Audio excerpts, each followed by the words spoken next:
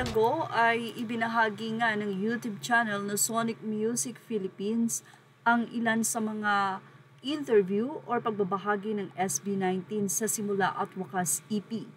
Isa sa naging revelasyon ni Justin or ni SB19 Justin ay ang pag-produce nila ng kantang Dungka.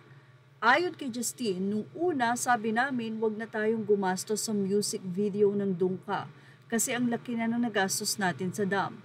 Tapos ngayon mas mahal pa yung Dungka kaysa sa dam. Lupit. And mula nga sa Wikipedia, narito ang kanilang pagbabahagi. Dungka is a song recorded by the Filipino boy band SB19 for their third extended play EP Simula at Wakas 2025. The band's leader Pablo wrote the song and co-produced it with his brother Joshua Daniel Nase. It is an pop song diss track aimed at haters with lyrics demanding them to leave uttering the praise doon ka. Dungka is listed as the 6th track on the EP which Sony Music Philippines released on April 25, 2025. Dungka received favorable reviews from music critics who complimented Pablo's songwriting and his use of wordplay. The song was an entry to record charts. It peaked at number 21 on the Philippine Hot 100 and number 7 on Billboard's World Digital Song Sales. Matapos nga ang ibinahagi ni Justin na ito ang revelasyon sa laki ng nagagastos nila sa pag-produce ng nasabi nga pong mga kanta ay sulit naman talaga. Kaya naman say ng mga netizen. At sa kabila niyan, pinipilit pa rin nilang maging abot kaya ang ticket prices ng or ng Simula at Wakas kick-off concert nila. Feeling may utang ka pa talaga sa kanila sa 1,000 pesos na Gen Antiques dahil sa sobrang sulit. Narito pa ang naging say ng mga fans. Anila, Edna Rubesa, never silang naging sakim sa kikitaing malaki.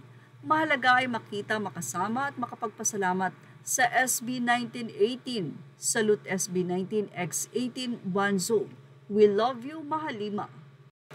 Ang ilan ay nagsuggest pa ng ganito sa nasabing grupo. Huwag na kayong kumuha ng mahal na guest artist kasi we love you without them. Say ng isa, it's targeting more casuals po.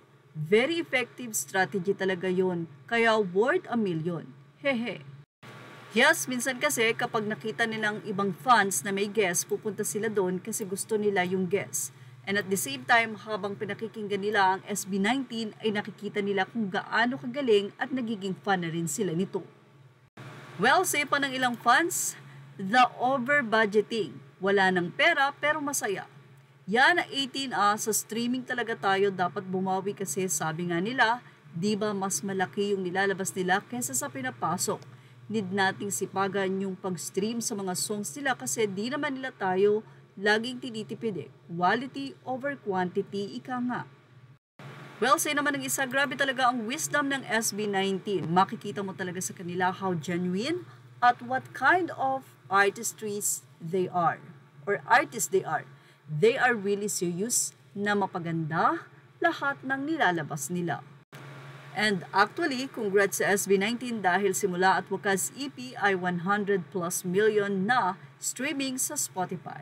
At yan ang ating showbiz top update. Thank you for watching. Images are all credit to the rightful owners. Please like, share, and subscribe.